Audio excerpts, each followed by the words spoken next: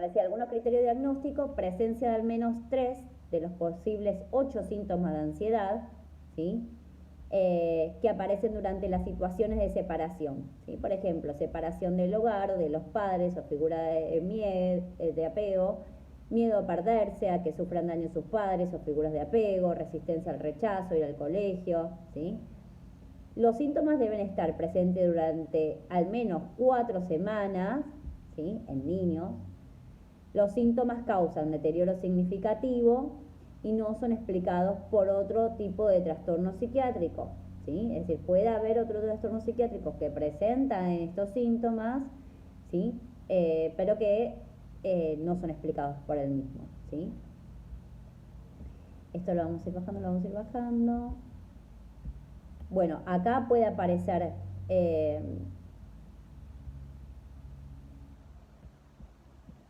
obviamente que la edad de inicio, como decíamos, en bebés es, digamos, algo de lo, digamos, de lo más preservado evolutivamente, ¿sí?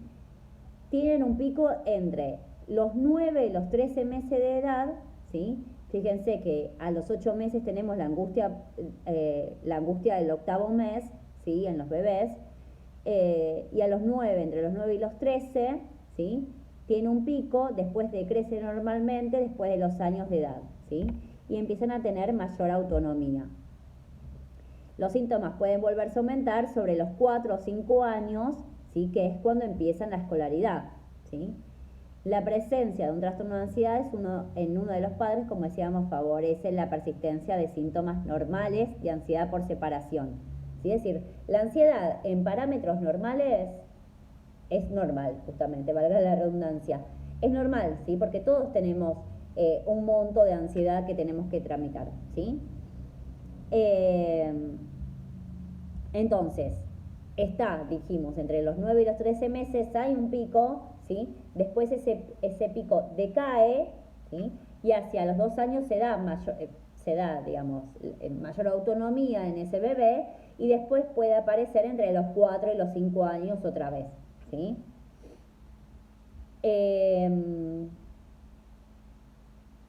Después tenemos, bueno, un poco también con lo que decíamos anteriormente, con los de ansiedad generalizados, factores genéticos, ¿sí? Algunos factores psicológicos, ¿sí? Como el miedo condicionado, ¿sí? Que está asociado. Después, el efecto de los genes y el ambiente en el funcionamiento de ciertas regiones cerebrales involucradas en los circuitos de miedo y de la recompensa, que son los circuitos de la amígdala, el córtex orbitofrontal y el córtex cingulado anterior, ¿sí? Que son, digamos, áreas cerebrales, implicadas en las situaciones de miedo, ¿sí? Después tenemos factores ambientales que tienen que ver con la familia, por ejemplo, la baja calidez de los padres, ¿sí? Es decir, padres que son poco afectuosos, conductas parentales que no fomentan la autonomía del niño, esto que decía, ¿no?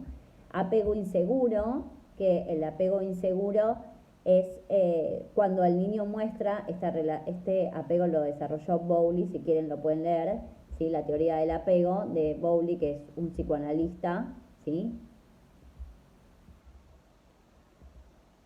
Sí, Gabriela, regulan las emociones y ahí también está el miedo. Y por eso es una de las afectadas.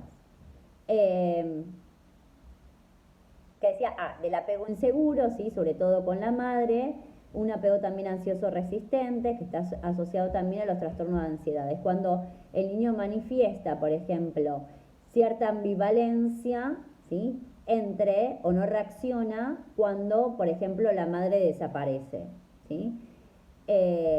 Y son niños que ante la ausencia no pueden jugar, ¿sí? Por ejemplo, se retraen. Discordancia parental grave, ¿sí? Esto que hablábamos recién, ¿no? De las separaciones, enfermedad física de uno de los padres, trastornos mentales, ¿sí? Después sus experiencias tempranas, ¿sí? Estar involucrado en una bueno, en catástrofe, graves crímenes, exposición a violencia familiar, pérdida de trabajo de algún progenitor, también el nacimiento de un hermano, ¿sí? Después, temperamento y en cuanto al temperamento, decíamos la inhibición conductual, ¿sí? Que lo hablábamos antes, la depresión, baja tolerancia a la humillación, y bueno, relacionados también factores con la escuela, ser acosado, víctima de bullying, el fracaso por rendimiento inferior a nivel esperado, por ejemplo, en exámenes, ¿no? Cuando les va mal a nivel académico en la escuela también, ¿sí? Son algunos factores que, como decía, obviamente si el niño empieza a presentar cierta sintomatología de justamente la evitación del desapego o de sus figuras de apego, ¿no? Hay que igual indagar, ¿no? Por ejemplo, si en el cole no pasa algo, ¿sí? Por eso igualmente una consulta bueno, o si deviene de alguna situación familiar agravante, por eso, como decía hace un ratito una compañera, es importante la interconsulta con un profesional, ¿sí? Eso no quiere decir que tenga algo, sino que va a ser importante. La evaluación diagnóstica, bueno, también tiene que ver con el DSM-5 y algunas entrevistas precisas también, por ejemplo la entrevista para trastornos afectivos, ¿sí? Para niños en edad escolar, y durante la entrevista el profesional debe evaluar 3 grupos de síntomas de ansiedad, que va a ser las conductas, los pensamientos y síntomas físicos que presenta el niño hasta ese momento, ¿no? Bueno, estos son escalas, ¿sí? Son pruebas que se realizan a nivel clínico también, que después la pueden leer, ¿sí? Y más o menos este texto dice eso. Esta parte del texto, ¿no? Son diferentes cuestionarios de evaluación, diagnósticos diferenciales, ¿sí? Estos diagnósticos diferenciales, ¿sí? Lo vamos a...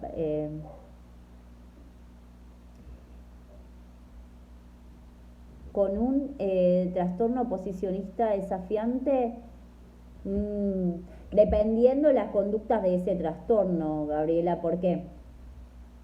Porque los trastornos de oposicionista desafiante es un tipo de trastorno de conducta que va a aparecer más o menos alrededor de los 8 años, ¿sí?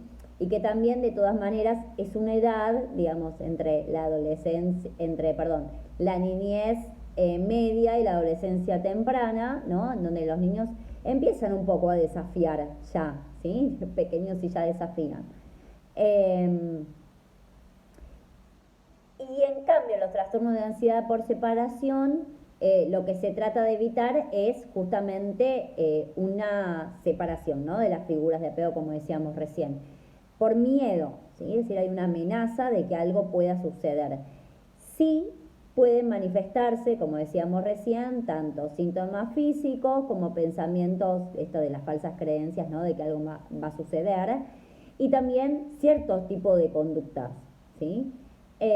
Inapropiadas para su nivel de desarrollo. El oposicionista desafiante desafía, y es muy raro porque si desafía, pero a la vez no quiere despegarse, ¿no? O evita que los padres se vayan, no los va a desafiar, ¿sí?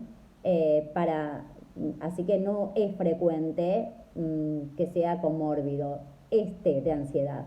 Otros de ansiedad sí, pero de ansiedad por separación no es congruente, no es algo muy habitual, ¿sí? Porque estaría en una disputa, digamos, ¿no? Entre oposicionarse frente a los padres y a la vez evitar que se vayan, es como algo que no encajaría, ¿no? Entonces, no. Y si se da, entonces tenemos que hablar de otra cosa, ¿sí? Es decir, a lo mejor un trastorno de ánimo, en lo que entraría dentro del trastorno de ánimo la bipolaridad, que no es recurrente en niños, sí por ahí en preadolescentes y adolescentes, que es como este cambio de estado de ánimo, ¿no? Entre te amo pero te odio, te amo pero te odio. Es más grave que eso, digo, ¿no? Pero como para ejemplificar, digamos, esta oposición entre el oposicionista desafiante y el trastorno de ansiedad, ¿no?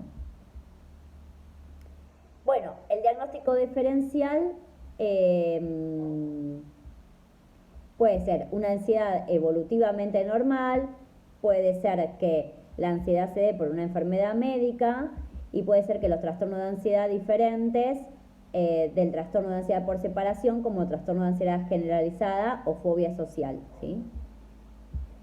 Y otros, y también se debe hacer un diagnóstico diferencial cuando hay otros trastornos psiquiátricos como la depresión. En adolescentes el alcohol y el abuso de sustancias puede tener también estas congruencias, ¿sí? En cuanto al tratamiento, la psicoeducación, ¿sí? Que es algo que también que tiene que ver con educar con herramientas psíquicas, vendría a ser, ¿no? Que abarca la ansiedad como una emoción normal en todas las etapas del desarrollo, que es verdad esto que le decía, ¿no? La ansiedad es normal dentro de los límites, de los parámetros establecidos para esa ansiedad, ¿sí? Que también hay factores que pueden desencadenar o mantener los síntomas de ansiedad, sobre todo los eventos vitales negativos, ¿no? Hay alternativas de tratamiento y también incluye el pronóstico, ¿sí? La psicoeducación también es una herramienta muy, muy buena. También la modificación de conductas, ¿sí? Y acá hay algunas recomendaciones, ¿sí? Que se hacen hacia los padres, como escuchar empáticamente los sentimientos del niño, mantener la calma cuando el niño se muestra ansioso, recordar al niño que ha superado situaciones ansiosas similares, enseñar técnicas simples de relajación, planear transiciones, ayudar al niño a preparar una lista de posibles estrategias en caso de que aparezca una ansiedad, apoyar el regreso del niño al colegio cuando vuelva, ¿sí? Después hay intervenciones en el hogar, intervenciones en la escuela también, ¿sí? También se recomienda en muchos casos la terapia cognitivo-conductual, ¿sí? Para ganar conocimientos acerca de la presencia y el origen de los síntomas de ansiedad, controlar ciertas preocupaciones con estrategias cognitivas, digamos, ¿no? Que lo ayuden a superar esa etapa. Reducir la evitación fisiológica, afrontar situaciones temidas, ¿sí? Siempre es los tratamientos, y acá hay un montón de programas, ¿sí? Siempre es bueno que acá hay interacción entre padres e hijos, que también es muy buena. Terapia cognitivo-conductual para preescolares, es decir, para niños pequeños. Esto yo lo voy pasando. También se suele recomendar lo que son los inhibidores de serotonina, ¿sí? De recaptación de serotonina, ¿sí? Como veíamos en el trastorno de ansiedad generalizada.